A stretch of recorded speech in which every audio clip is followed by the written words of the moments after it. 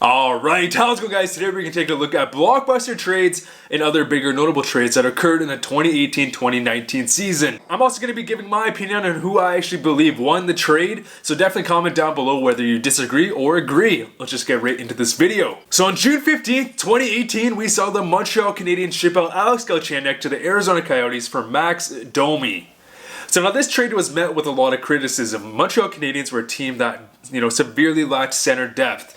And what did they do? They traded their best center in Alex Galchenyuk and picked up a left winger in Max Domi. However, Max Domi and the Montreal Canadiens have proved everyone wrong because Max Domi had a great season, whereas Alex Galchenyuk was injured most of the time and just did not perform as well. On June 19, 2018, we saw a pretty hilarious trade. The Ottawa Senators shipped out Mike Hoffman, a prospect, and 2020 5th round pick for Mikhail Bakker, Julius Bergman, and 2020 6th round pick. The San Jose Sharks then shipped off Mike Hoffman to the Florida Panthers along with a 7th round pick in 2018 for a 4th round pick in 2018, a 2018 5th round pick, and a 2019 2nd round pick. That same 2nd round pick in 2019 was then used as leverage in the Erik Karlsson deal, which is pretty hilarious. So of course, at the end of the day, the San Jose Sharks did win this trade. They got rid of Cap and Mikhail Bakker and picked up a bunch of draft picks. On June 23, 2018, we saw the Carolina Hurricanes ship out Noah Hanifin and Elias Lindholm for Dougie Hamilton, Michael Ferland, and Adam Fox. So now I personally believe that the Calgary Flames won this trade. Noah Hanifin is a good top 4 defenseman who does have top 2 upside. Elias Lindholm had a great season playing in the Calgary Flames. Dougie Hamilton, of course, is a very good top 4 defenseman. Michael Ferland is also a really good sandpaper player. And Adam Fox, of course, is that super dynamic prospect that didn't want to sign with Calgary or the Carolina Hurricanes, who was just recently shipped to the New York Rangers in exchange for some picks. So if Adam Fox did turn out to be a dynamic power play quarterback like he was projected to be and stayed on Carolina, I could actually see Carolina winning this trade. However, with them having to ship out Adam Fox and Elias Lindholm's fantastic first season with Calgary, I definitely have to give the nod to Calgary.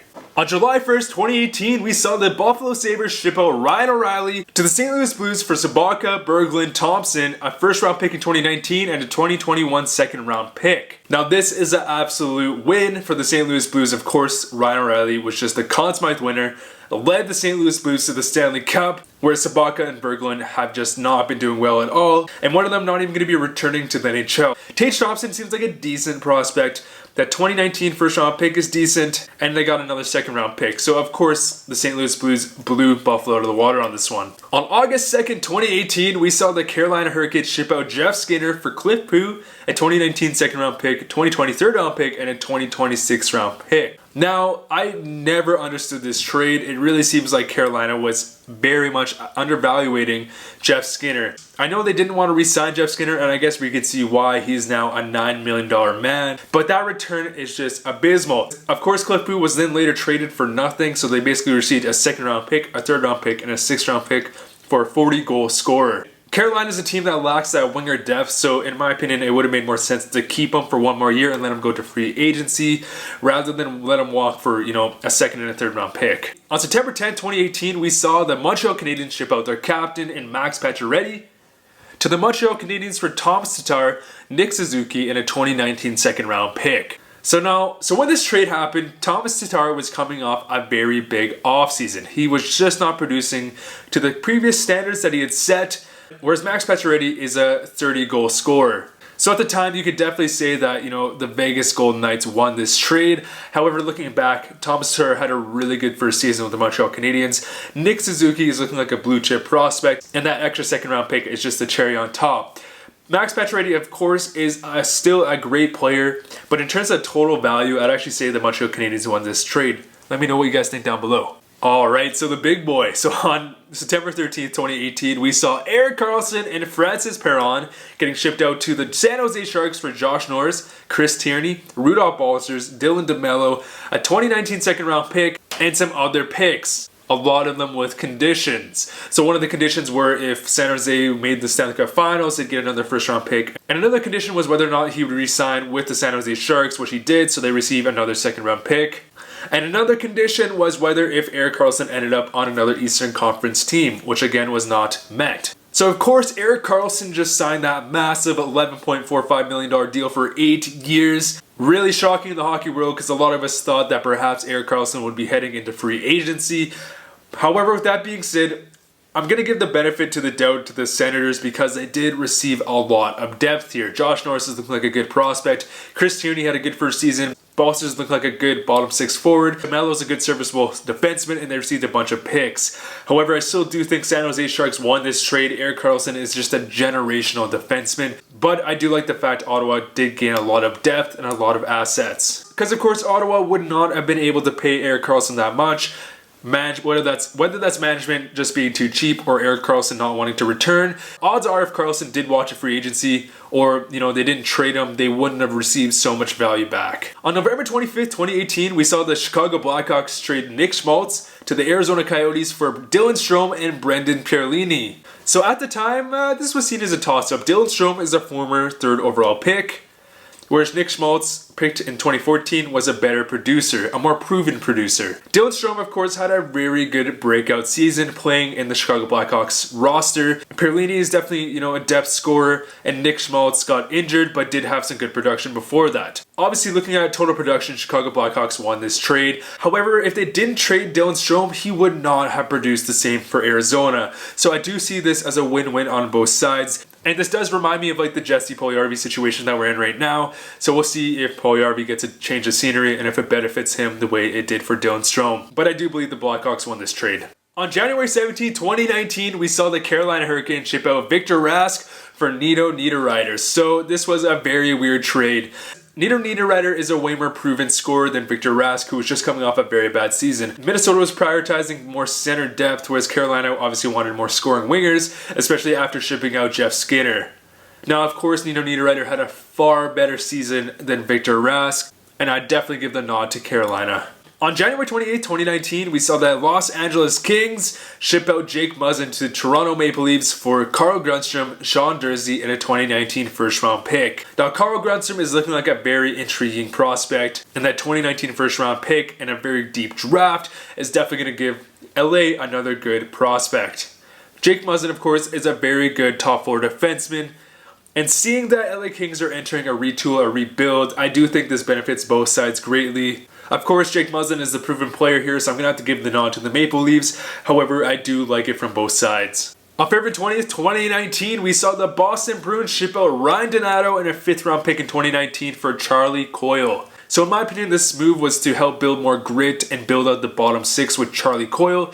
And they did have to give out a lot because obviously Ryan Donato is a very skilled forward who is looking to project into a top 6 forward for the Minnesota Wild. Charlie Coyle obviously did benefit Boston Bruins, Stanley Cup final run, but I do think Minnesota won this in the long term. Alright, so on February 22nd, 2019, we saw the Ottawa Senators ship out Matt Duchene and Julius Bergman for Vitaly Abramov, Jonathan Davidson, a 2019 first-round pick, and a 2020 conditional first-round pick if Duchene resigns, which is not looking like he's going to.